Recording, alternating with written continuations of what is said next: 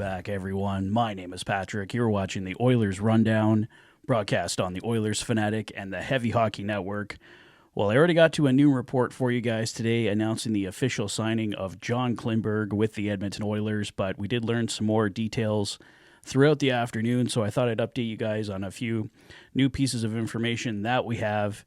If this is the first you're hearing of the John Klingberg news, the news broke around 11 a.m. this morning, and around 1 p.m., the Edmonton Oilers officially announced they had signed 32-year-old UFA right-shot defenseman John Klingberg to a one-year deal. He'll earn $1 million in salary, get a signing bonus of $350,000, so he'll have a cap hit of $1.74 million. His cap hit is higher than the $1.35 million face value due to the signing bonus on a deal starting mid-season. All that information courtesy of Puckpedia. So the Edmonton Oilers get their guy here, at least for the time being. The rumored plan surrounding John Klingberg is to have him in the second pairing with Darnell Nurse, potentially the top four right-shot D the Edmonton Oilers have been looking for. I know there's a lot of resistance and non-belief that John Klingberg can be that player, and I totally understand that. John Klingberg is returning to the NHL after having hip resurfacing surgery that caused him to miss about a year and a half worth of time. He last played with the Toronto Maple Leafs last season, only played about 14 games, I believe. I'll get to more of his stats in a moment, but it's been a long time since he's been on the ice with an NHL team. Sportsnet's Mark Spector reported that Klingberg has been skating for 1 month with a junior team and alone for months before that. He is ready to practice with the Oilers as of Monday, and on Monday, the Oilers will evaluate his game readiness. So, obviously, not joining the lineup tomorrow against the Vancouver Canucks, but I think everyone thought that was pretty doubtful, and I think even Tuesday against the Washington Capitals is probably a bit of a long shot. He may start later in the week, but as Mark Spector notes, the Oilers will evaluate John Klingberg's readiness on Monday, so we should have more news from head coach Chris Knobloch after practice at that time. Oilers insider Bob Stauffer stating the Oilers added a skilled, veteran, right-shot puck mover without giving up any assets. John Klingberg had options. He chose Edmonton. TSN's Darren Drager adding, Klingberg has a chip on his shoulder. He's eager to prove he's healthy. He's been skating for 6 months and looking forward to showing his chronic hip issues are history. No assets required, and the ability to add a right-shot puck mover for salary/signing bonus is a worthwhile gamble for the Oilers. Sportsnet's Mark Spector also adding, Mattias Ekholm paired with John Klingberg at one World Championship. He's played on Team Sweden's D-Corps with him at two others.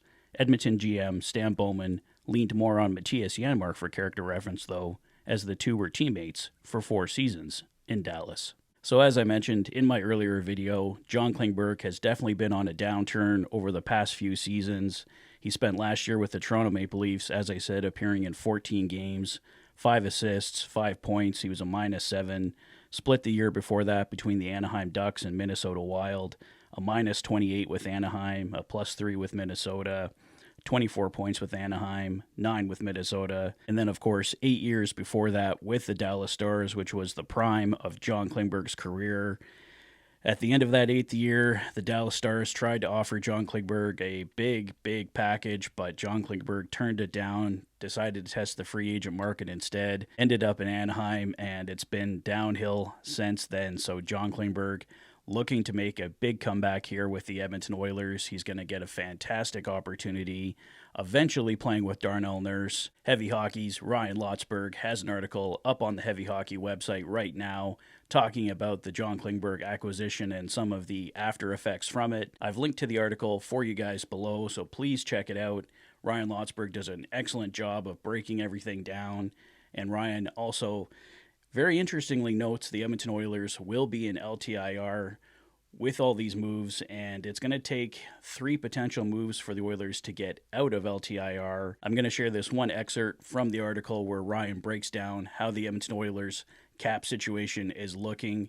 It's very interesting. Remember that Stan Bowman's plan entering the season was to accrue cap space by not using Evander Kane's LTIR pool. Well, he just used some of it to sign John Klingberg.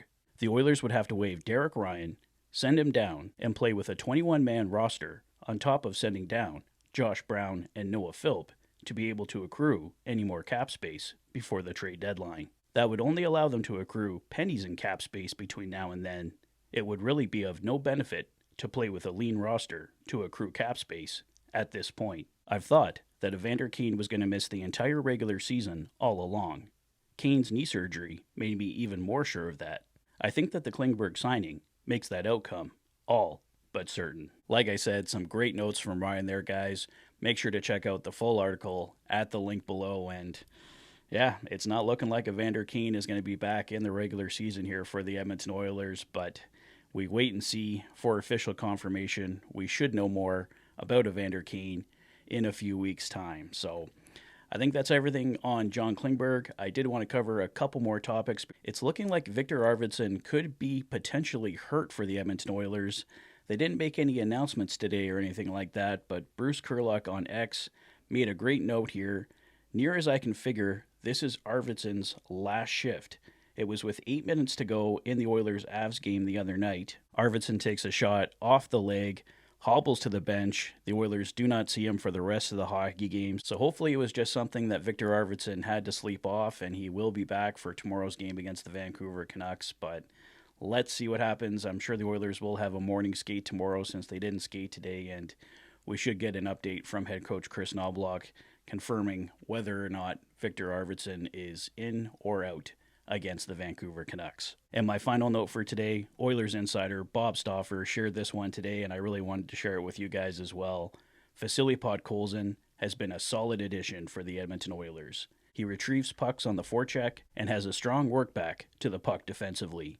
6 goals, 12 assists, 18 points, plus 12 in 45 games played. His team-leading 90 hits accounts for 16.6% of Edmonton's hits this season. And this is a team that doesn't hit a lot, so Viktor Arvidsson, so valuable to this team in so many ways. Well, I think that's all I have for now, guys. 32-year-old right-shot defenseman John Klingberg, coming off hip surgery, joining the Edmonton Oilers today on a 1-year prorated deal.